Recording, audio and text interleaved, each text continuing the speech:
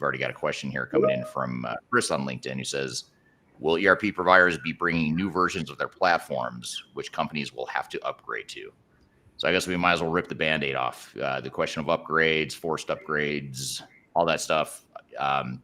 This will be really interesting because, Craig, you might have a different perspective than the others just because NetSuite is sort of native cloud and it's always been in the cloud. So it's maybe not quite the same for you guys, but maybe why don't we start with you, Craig, if you don't mind. And I hate to put an unfair question on you because you guys don't really have upgrades per se, but what are your thoughts on, being a native SaaS and cloud solution? How do upgrades factor into your solution? And then I'll sort of ask the same of the other vendors as well. Yeah, thanks. And it is a great question, and it's something that we at NetSuite, we're very, very proud of, having to figure out how to solve way back when, at the beginning of our journey, when this space that's become known as the cloud was still known to some as ASP, application service providers, and then SaaS, and only subsequently became termed the cloud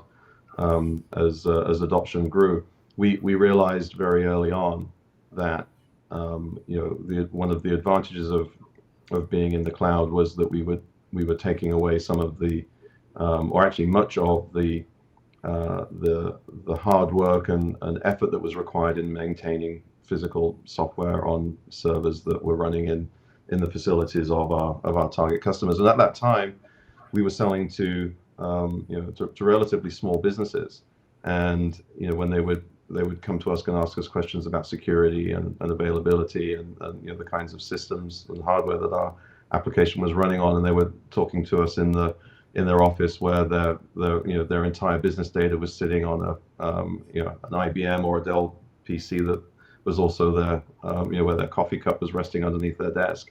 They were very concerned about what would happen with their data when they could no longer see the service. And so we went through that transformation, that education process, if you will, to help people understand that we're building for scale, we're building for handling thousands, tens of thousands of customers in our infrastructure, and that we were taking these responsibilities on.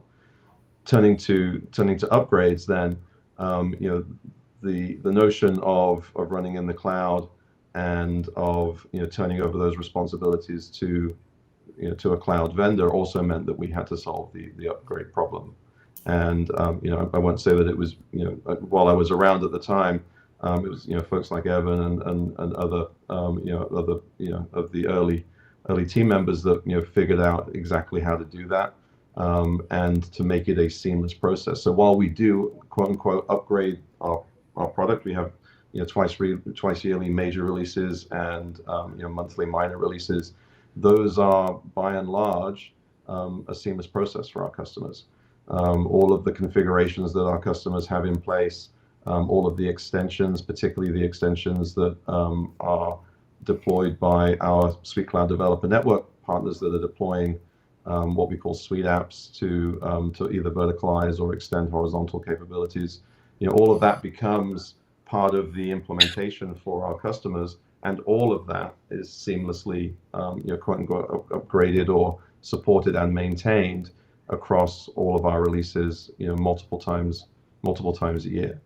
And so that's a responsibility that we took on, and we think and we believe, and as we still do, that is the responsibility of the software vendor. We shouldn't require that our customers have to figure out how to solve those problems, that they should feel confident with the way that they tailor, configure, and extend their solution. And we see that carrying forward as well. So this transition that's taking place, this transformation that's taking place with more AI being embedded in these solutions, for NetSuite customers, that's going to become seamlessly available to them. They're not going to to have to think about what it's going to take to migrate and reconfigure or re-implement. Those capabilities are being rolled out to them already and today, and will continue to do so. So it's a great question. It's something that's very important and a huge consideration for all businesses when they're deploying any business software, and critically for their ERP.